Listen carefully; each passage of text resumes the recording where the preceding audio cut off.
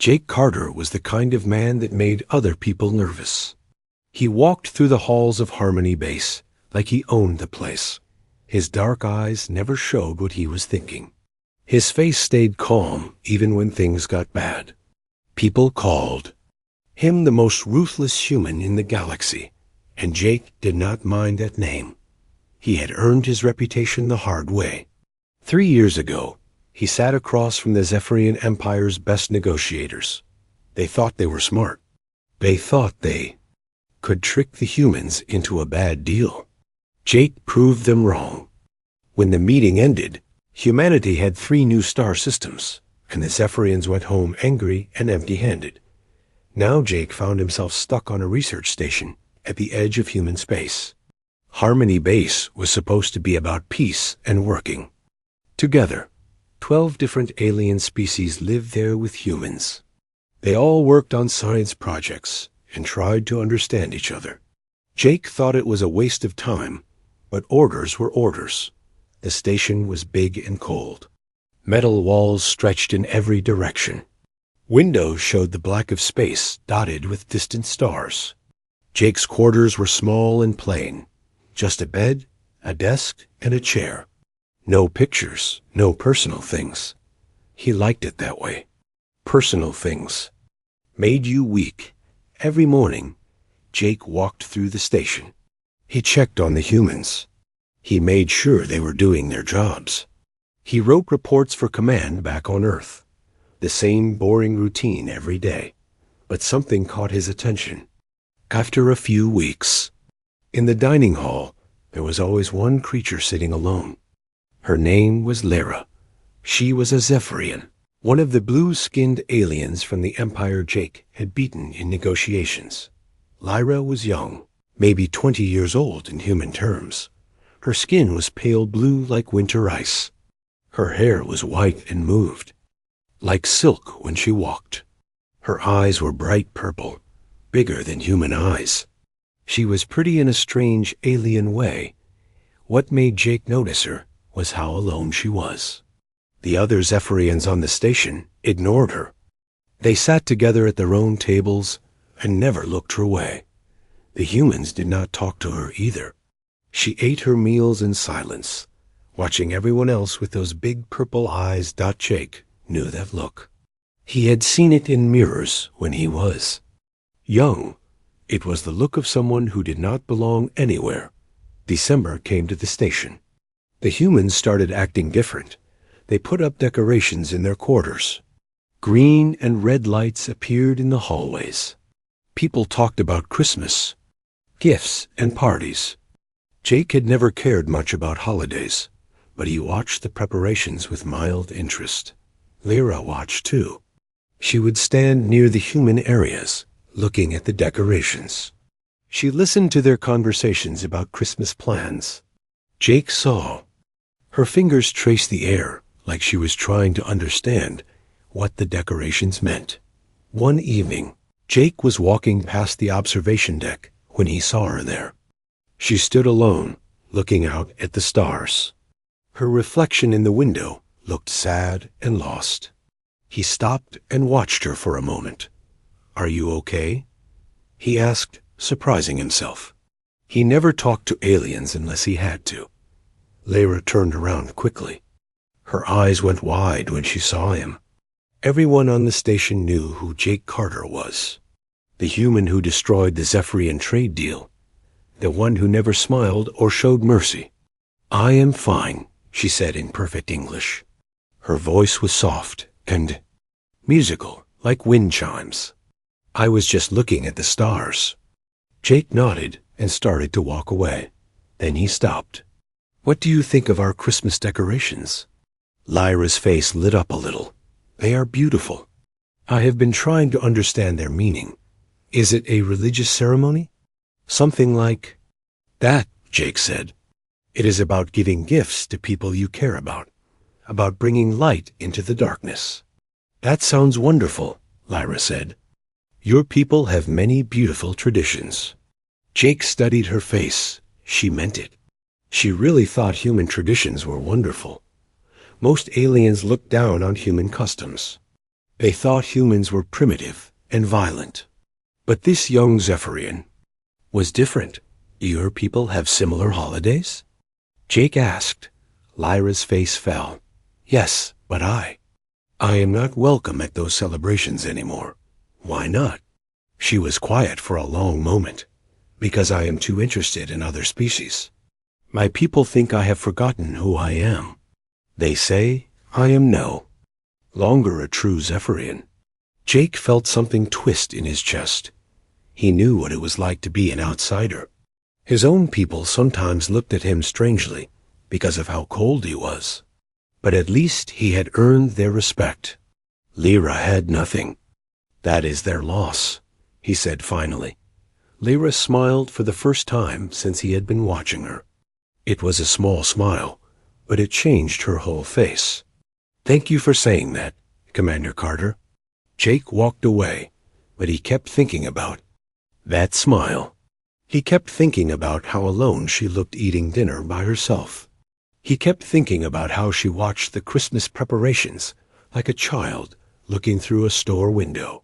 The next few days, Jake found himself watching Lyra more carefully. She worked in the science labs during the day. Her research was good, maybe better than the human scientists. But at mealtimes, she sat alone. In the evenings, she stood on the observation deck by herself. The other humans on the station were getting more excited about Christmas. They planned parties and gift exchanges. They decorated their quarters with lights and fake snow. The whole human section of the station buzzed with activity. Lyra watched it all from the outside. She never got too close, but Jake could see her. Watching. Sometimes her hands would move like she was imagining touching the decorations. Sometimes she would start to walk toward a group of humans, then stop and turn away. Jake realized something that bothered him. This young alien was trying to understand humans better than most humans tried to understand her. She was curious and kind, but no one seemed to care. She was brilliant at her work, but no one noticed. She was completely alone in a station full of people. For the first time in years, Jake Carter felt sorry for someone else. And that feeling scared him more than any alien army ever could. Jake Carter's reputation followed him everywhere he went on Harmony Base. When he walked into a room, conversation stopped. Aliens stepped aside in the hallways. Even the humans gave him space. They all knew the stories about the man who could destroy entire trade deals with a few cold words. Jake's quarters were like a military barracks. One small bed made perfectly every morning. A metal desk with only his work computer. A chair that nobody else had ever sat in. No pictures of family or friends. No souvenirs from the planets he had visited. No books except military manuals and strategy guides. He liked his life simple and clean. Personal things made you weak. They gave enemies something to use against you. Jake had learned that lesson when he was 12 years old, and his parents died in an alien attack. After that, he promised himself he would never care about anything enough to get hurt again. Every morning, Jake did the same routine. He woke up at 0600 hours. He exercised for 1 hour. He showered and put on his uniform. He ate breakfast alone while reading intelligence reports. Then he walked through the station, checking on everything and everyone. But lately, his routine included something new. He found himself looking for Lyra. She was always easy to spot. Her pale blue skin and white hair made her stand out among the other aliens. She worked in Laboratory 7, studying atmospheric conditions on new planets. Jake would walk past the Z lab windows and see her bent over her computer, working alone out at mealtimes. Lyra sat by herself in the corner of the dining hall. She ate slowly, often looking up to watch the humans at their tables. Jake noticed she had started copying some human eating habits. She held her fork the way humans did. She cut her food into small pieces, like she had seen humans do. Jake asked, Dr. Helen Ross about Lyra one day. Helen was the station's expert on alien behavior. She was a small woman with gray hair and kind eyes. She had spent her whole career studying how different species acted and thought. The Zephyrians are very social, Helen explained. They need to be around others to stay healthy. Being alone for too long can make them sick, not just sad. It can hurt their minds permanently. How long is too long? Jake asked. For someone Lyra's age, maybe 6 months. She has been isolated for 4 months now. Jake felt something cold in his stomach. What happens if she stays alone? Helen's face was serious. She could have a complete mental breakdown. She might never be able to return to her home planet. The damage could be permanent. That night, Jake could not sleep. He kept thinking about what Helen had said. He kept seeing Lyra's face when she watched the humans celebrating. She looked like someone dying of thirst watching people drink water. The next day, Jake watched her more carefully. During lunch, he saw her start to get up from her table. She walked halfway toward a group of human engineers, then stopped. She stood there for a moment, looking at them. Then she turned around and went back to her table. Jake had seen that same scene many times, but now he understood what it meant. Lyra was trying to connect with the humans, but she was too scared to actually do it. She was afraid they would reject her like her own people had docked in the afternoon. Jake walked past Laboratory 7. Through the window, he saw Lyra sitting at her desk, but she was not working. She was just staring at her hands. Her shoulders shook a little, and Jake realized she was crying. He had seen soldiers cry before. He had seen tough negotiators break down under pressure. But something about seeing this young alien cry hit him differently. Maybe it was because she was trying so hard to be strong. Maybe it was because she was completely alone. Jake went to the station's database and looked up everything he could find about Zephyrian culture. He used his command codes to access classified files about their society and customs. What he read made him understand why Lyra was suffering so much. Zephyrians lived in large family groups.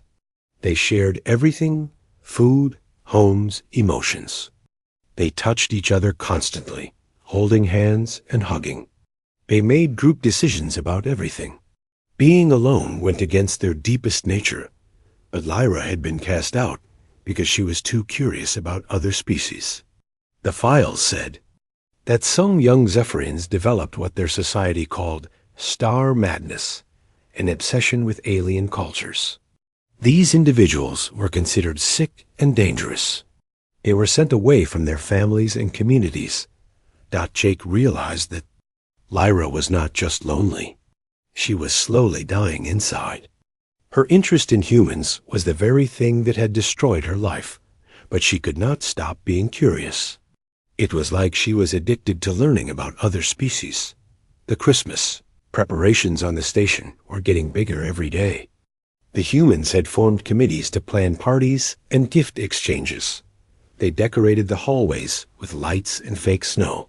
They played Christmas music in the common areas. Jake watched Lyra during these preparations. She would stand just outside the human areas, listening to the music. Sometimes she would mouth the words to songs she had heard over and over. Her face would light up when she saw new decorations, but she never got too close. One evening, Jake was walking past the recreation room when he heard laughter. Through the door, he saw a group of humans playing games and telling stories. They were planning their Christmas party, deciding what food to serve and what music to play. Lyra was outside the door, pressed against the wall. She was listening to everything, but she stayed hidden.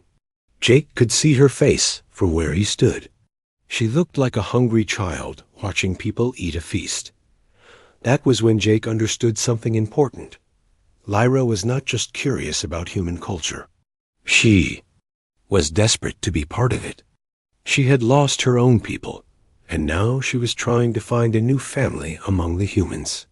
But the humans did not see her as one of them. They saw her as an alien observer, someone who was studying them but not joining them. Jake remembered being 12 years old and moving to his uncle's house after his parents died. He remembered watching his uncle's family have dinner together, feeling like he was looking at them through glass. He remembered wanting to belong, but not knowing how to ask. The difference was that Jake had eventually found his place in the military. He had found a way to be useful and respected. But Lyra had nothing.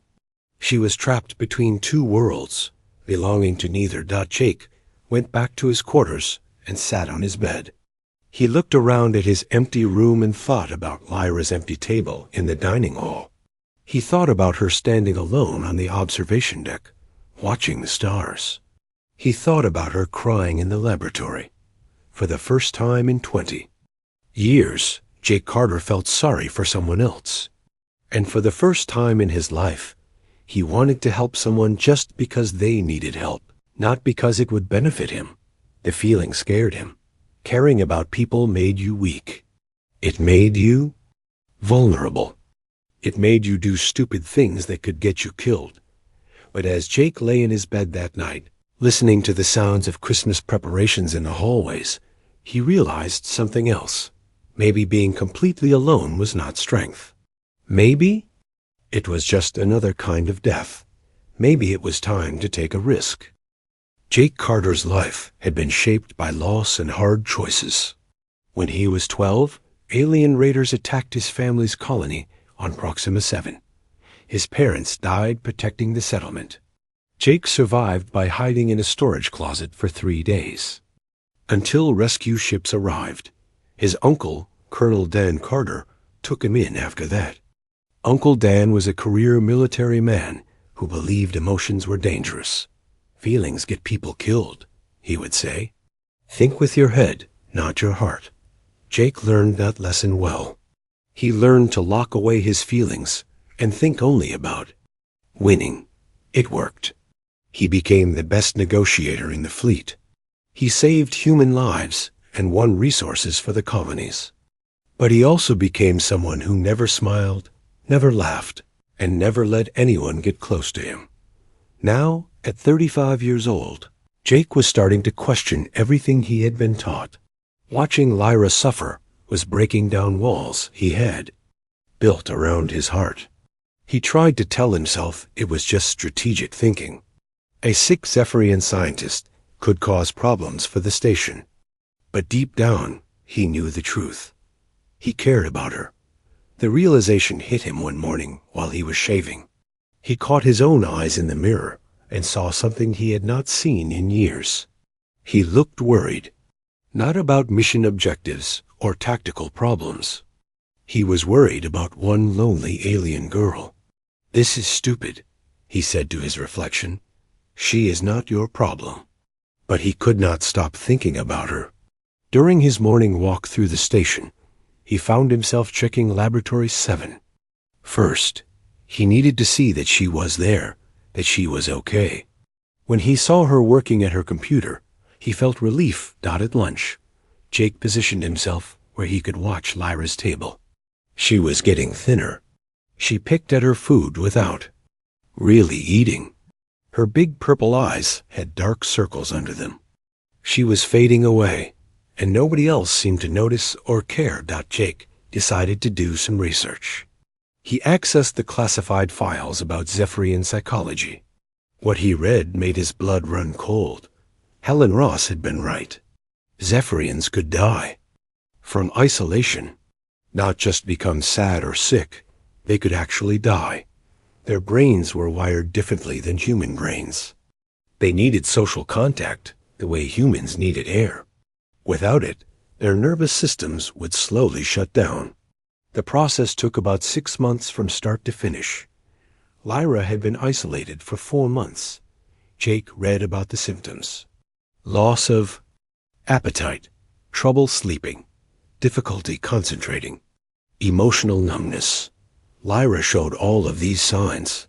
She was dying, and she probably did not even know it. That afternoon, Jake was in his office when he heard shouting from the corridor.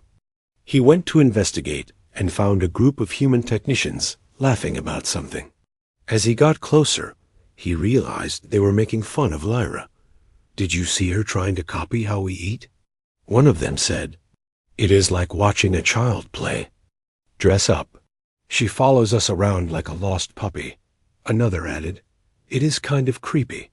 Jake felt anger rise in his chest. These people had no idea what they were talking about. They saw Lyra's attempts to connect as something strange and funny. They did not understand that she was fighting for her life. "That is enough," Jake said in his coldest voice. The technicians stopped laughing immediately. They scattered like leaves in the wind, but the damage was done. Jake realized that even if Lyra tried to approach the humans, they would probably reject her. They did not see her as a person trying to survive. They saw her as an alien trying to copy them. That evening, Jake found Lyra on the observation deck. Again, she was standing in the same spot as always, looking out at the stars. But tonight was different. Tonight, she was not just sad. She looked broken. "Bad day?" Jake asked, walking up beside her. Lyra turned to him with surprise. "Commander Carter, I did not hear you approach. You looked like you needed company." Lyra smiled, but it was a weak smile. "I am not very good company these days." "Neither am I," Jake said, "but maybe that is okay." They stood in silence for a while, both looking out at the stars. Jake noticed that Lyra was shivering slightly. The observation deck was always cold, but she seemed to feel it more than usual. "Are you sick?" he asked. Lyra shook her head. "Just tired. I have trouble sleeping lately." Jake knew she was lying. She was not just tired. She was dying. The isolation was killing her cell by cell, day by day. And she was too proud or too scared to ask for help. "Lyra," Jake said carefully, "do you miss your home?" Her face crumpled a little. "Every day. But I can never go back. My people have made that very clear." "What about here? Are you happy on this station?" Lyra was quiet for a long moment. "I am grateful for the opportunity to work here. Your people are very advanced. I learn something new every day." "That is not what I asked." She looked at him with those big purple eyes. "No, Commander. I am not happy. I am very alone." Jake felt something crack inside his chest. This young alien was admitting to the most feared human on the station that she was suffering. She was trusting him with her pain. "What if I told you that Christmas is about more than just gifts?" Jake said. "What if I told you it is about showing people that they matter?" "I would say that sounds beautiful," Lyra replied. "But I am not. Sure, anyone here thinks I matter." Jake made a decision that went against everything he had been taught. "You matter to me." Lyra stared at him in shock. "Why?" "Because you are trying so hard to understand us. Because you work harder than anyone else on this station. Because you are alone and scared, and nobody should have to feel that way." Tears started to fall from Lyra's purple eyes. "I do not understand you, Commander Carter. Everyone says you are ruthless and cold, but you are the first person to be kind to me in months." Jake felt his throat tighten. "Maybe they are right about me being ruthless. Maybe that is why I recognize what you are going through." "What do you mean?" "I have been alone too," Jake said. "By choice, but still alone. I know what it feels like to watch other people connect while you stand on the outside." Lyra wiped her eyes. "It hurts. Yes, it does." They stood together in comfortable silence. Jake realized this was the first real conversation he had had with anyone in years. Not about work or strategy or politics. Just two lonely people sharing their pain. "Lyra," Jake said finally, "what if someone gave you a Christmas gift? Would that mean something to you?" Her eyes lit up. "It would mean everything. But I do not expect anyone to do that." "What if someone did it anyway?" Lyra looked at him with wonder. Are you saying you would give me a gift? Jake nodded. I am saying that you deserve to know someone cares about you. And maybe it is time the most ruthless human on this station did something good for once. For the first time since he had been watching her, Lyra smiled a real smile. It was bright and beautiful and full of hope. Looking at that smile, Jake realized he had just made a promise that would change everything. He was going to give Lyra a Christmas gift, not because it was strategic or useful or smart, but because it was the right thing to do. And maybe, just maybe, it would save her life. Jake Carter had planned military operations that involved thousands of people and millions of credits. But planning a Christmas gift for one lonely alien girl was harder than any mission he had ever faced. He spent 3 days researching Zephyrian culture. He read about their art, their music, their ideas about beauty and meaning. He learned that Zephyrians valued things that connected the past to the future. They loved objects that told stories or held memories. Jake also studied human Christmas traditions. He had never paid attention to them before, but now he needed to understand what made a gift special.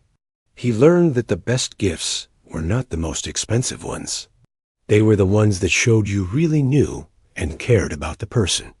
The problem was making something that would mean something to both a human and a Zephyrian.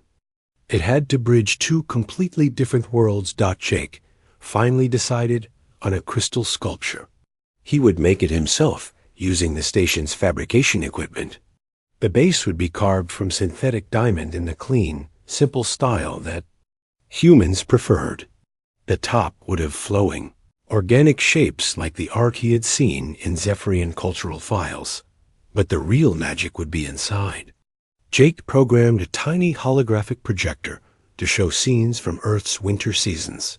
Snow falling on mountains, ice forming on lakes, children playing in the snow, the northern lights dancing across the sky. He worked on the gift during his off-duty hours, when most of the station was asleep. The fabrication lab was quiet and empty at night. Jake found the work strangely relaxing. He had not made anything with his hands since he was a child. As he shaped the crystal, Jake thought about what he was doing.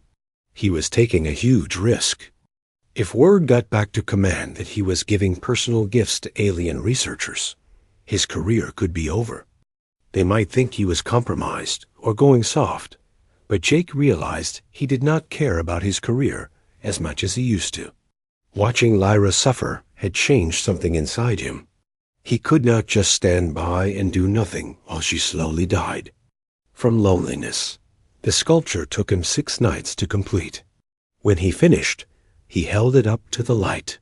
The crystal caught the reflections and threw tiny rainbows on the walls. The holographic projector was invisible inside, waiting to be activated. Jake wrapped the gift in simple paper. He did not know if Zephyrians understood wrapping paper, but it seemed important to follow human traditions. He wrote a card in his careful handwriting, to Lyra, because everyone deserves to know they are not alone. Merry Christmas. Christmas Eve arrived with excitement, filling the human sections of the station. People hung lights in the corridors. The dining hall was decorated with fake snow and silver stars. Christmas music played softly in the background. Jake found Lyra in her usual spot on the observation deck. She was watching the Christmas party through the windows, but she stayed outside as always. She looked thinner than ever, and her purple eyes seemed dim. "Hello, Lyra," Jake said softly. She turned with surprise. "Commander Carter, you are not at the party?" "I wanted to talk to you first," Jake said. He pulled the wrapped gift from behind his back. "I have something for you." Lyra's eyes went wide. She stared at the gift like she could not believe it was real. "For me? It is a human tradition," Jake explained. "We give gifts to people who matter to us, to show them they are not forgotten." Lyra's Hands shook as she took the gift. I do not know what to say. You do not have to say anything. Just open it. Lyra carefully unwrapped the paper, taking care not to tear it. When she saw the crystal sculpture, she gasped. It was even more beautiful than Jake had hoped. The diamond base caught the light from the corridor, and the organic shapes on top seemed to flow like water. It is the most beautiful thing I have ever seen, Lyra whispered. There is more, Jake said. Touch the base. Lyra pressed her finger to the crystal base. The holographic projector activated, and suddenly the air above the sculpture filled with swirling snow. Images of Earth's winter landscapes played in the crystal, tiny but perfect. Lyra made a sound that was half laugh, half sob. Tears streamed down her blue cheeks as she watched the snow fall inside the crystal. It is like holding a piece of your world, she said. Jake felt something warm spread through his chest. He had never seen anyone so happy with a gift. I wanted you to have something that connected our worlds. Something that showed you belong here too. Lyra looked up at him with shining eyes.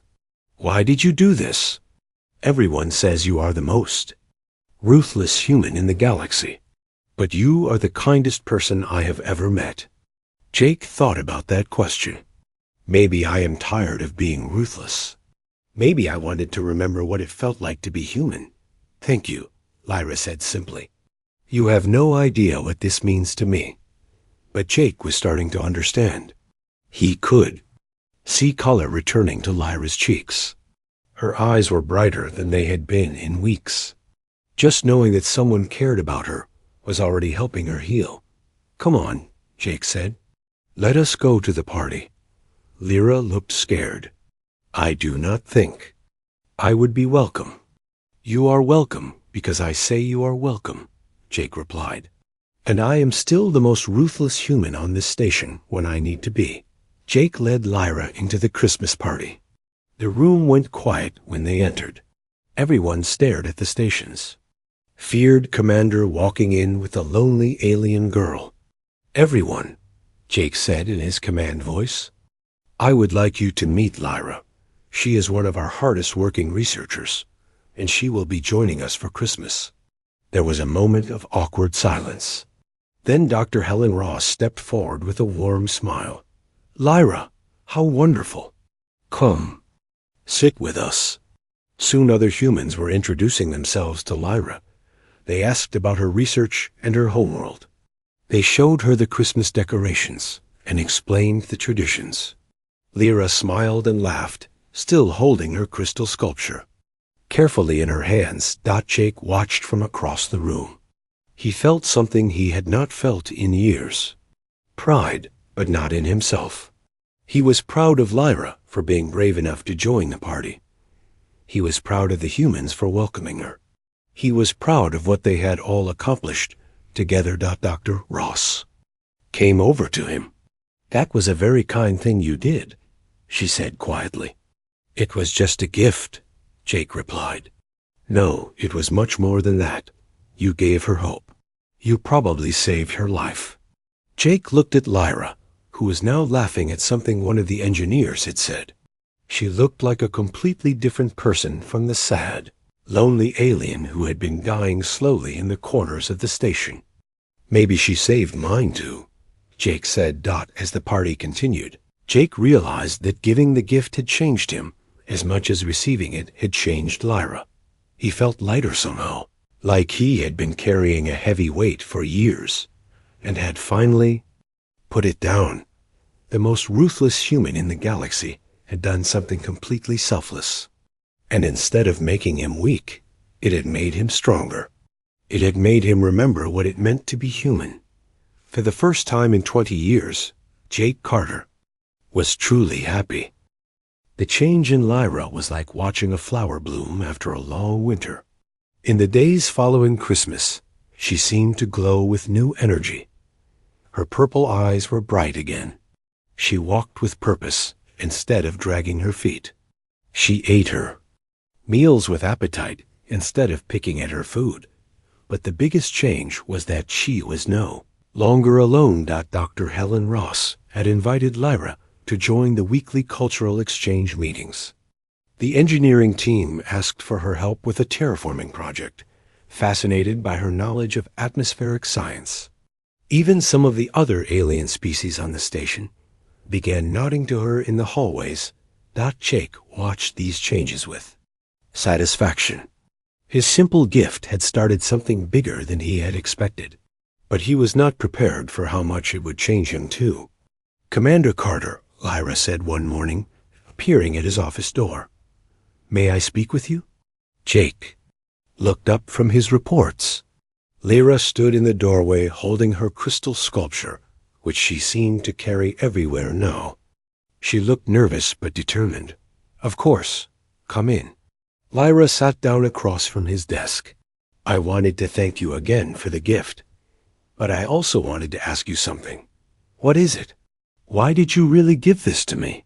"I have been thinking about it for days, and I still do not understand." Jake was quiet for a moment. "Do you remember what you said about being alone?" "Yes, I have been alone too. For a very long time, I chose to be alone because I thought it made me strong. But watching you, I realized that maybe I was just scared." Lyra tilted her head. "Scared of what?" "Of caring about someone and losing them. Of being hurt again." "What changed your mind?" Jake smiled, something he had been doing more often lately. "You did. You showed me that being alone is not strength. It is just another kind of death." Lyra nodded slowly. "My people have a saying, 'A heart that gives warmth is never cold.' I think you have a very warm heart, Commander Carter. Please, call me Jake." From that day forward, Lyra visited Jake's office regularly. She would tell him about her research discoveries and ask questions about human culture. Jake found himself looking forward to these visits. For the first time in years, he had a real friend. The conversations changed Jake in ways he did not expect. He started listening more carefully when people talked to him. He began asking about their lives and problems instead of just focusing on work. He even started decorating his quarters with a few personal items, including a small photo of the Christmas party. The other humans on the station noticed the changes too. Jake's reports to command started including suggestions for improving relations between species. He recommended cultural exchange programs and joint research projects. He even suggested that humans could learn things from alien cultures. His superiors were confused by the changes. Commander Jake Carter, the man who had spent his career putting human interests first, was now talking about cooperation and understanding. They called him for a video conference to discuss his new approach. "Carter," said Admiral Brooks, a stern woman with gray hair, "your recent reports have been different. Are you feeling well?" "I am feeling better than I have in years, Admiral." Jake replied, "Some of your recommendations seem to favor alien interests over human ones. That is not like you." Jake chose his words carefully. "I have learned that what is good for our allies is often good for us too. Building trust and cooperation makes everyone stronger." Admiral Brooks looked skeptical. "This change in your thinking, does it have anything to do with the alien researcher you mentioned in your reports?" "Her name is Lyra, and yes, knowing her has taught me a lot about how we can work better with other species." "I see. Carter, I need to ask you directly. Are you compromised? Has this alien influenced your judgment?" Jake thought about that question. Had Lyra influenced his judgment? Yes, she had. She had shown him that aliens were not just resources to be managed or enemies to be defeated.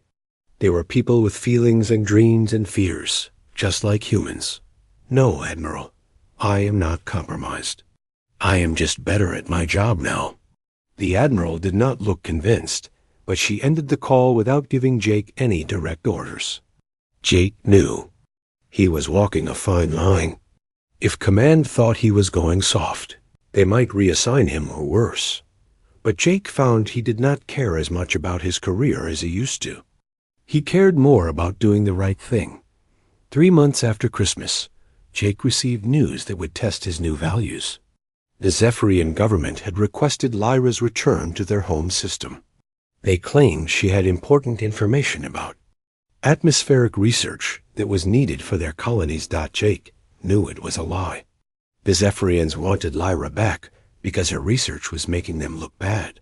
Her work on atmospheric science was better than anything their own scientists had produced. They wanted to claim credit for her discoveries. Jake also knew what would happen to Lyra if she went back. She would be isolated again, maybe even imprisoned. The Zephyrians would never forgive her for becoming too interested in human culture. She would be punished for the crime of caring about other species. "I will not go," Lyra said when Jake told her about the request. They were sitting in his office, and she was holding her crystal sculpture tightly. "I know what they want to do to me." "You might not have a choice," Jake said gently. "The treaty requires us to return their citizens when requested. Then I will ask for asylum. I will become a human citizen." Jake shook his head sadly. "It does not work that way. The process takes years, and they want you now." Lyra's face went pale. "So I am trapped." Jake looked at this young woman who had become so important to him. She had friends now. She was happy and healthy. She belonged on Harmony Base in a way she had never belonged on her home world. Sending her back would be like signing her death warrant. "Maybe not," Jake said slowly. "Let me make some calls." Jake used every favor he had accumulated over 20 years of military service. He called in debts from admirals and generals. He reminded people of victories he had won for humanity. He used his reputation as the most ruthless negotiator in the galaxy to demand meetings with the highest levels of command. The conversations were not easy. Many of his superiors thought he had lost his mind. They could not understand why he would risk his career for one alien researcher. But Jake persisted, using all his skills as a negotiator to make his case. "Lyra is not just a Zephyrian citizen," he argued. "She is a valuable asset to human research. Her atmospheric studies have advanced our terraforming capabilities by years. Losing her would hurt our colonies." It was a strategic argument, the kind Jake had always made. But this time, he was fighting for something personal. He was fighting for a friend. After weeks of negotiations, Jake got his answer. Command agreed to offer Lyra a special research visa that would allow her to stay on Harmony Base indefinitely. It was a new type of visa, created specifically for her case. It made her the first alien to be granted long-term residence on a human station for scientific purposes. When Jake told Lyra the news, she cried tears of joy. "I can stay?" "You can stay as long as you want," Jake confirmed. "Welcome to your new home." Lyra hugged him then, something that surprised them both. Zephyrians were very physical beings, but Jake had never been comfortable with touching. This time, though, it felt right. It felt like family. The story of Jake's fight for Lyra spread throughout the station and beyond. People were amazed that the ruthless Commander Carter had risked everything for one lonely alien. Some thought he had gone soft. Others thought he had finally found his humanity. Jake did not care what people thought. He had learned something important. True strength was not about being cold and isolated. True strength was about caring for others, even when it was risky or difficult. 6 months later, Lyra published a research paper that revolutionized atmospheric science. Her work helped humans terraform 3 new worlds, providing homes for millions of colonists. She was invited to speak at conferences throughout human space. She became one of the most respected scientists in the galaxy, but she never forgot where her success began.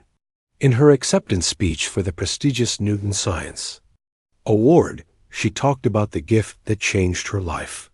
"A wise human once told me that Christmas is about showing people they matter. she said to the audience of thousands.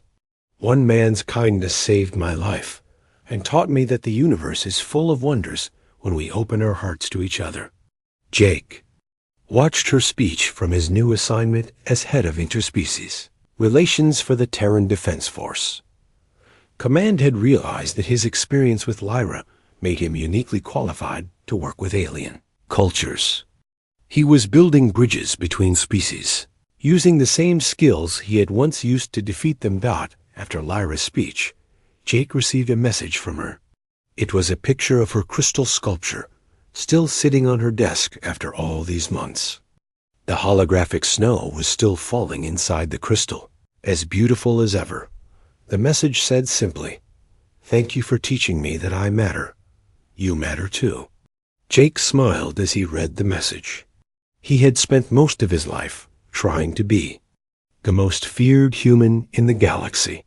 He had succeeded at that goal, but his greatest achievement was much simpler. He had given a lonely alien girl a Christmas gift, and in return, she had given him back his humanity.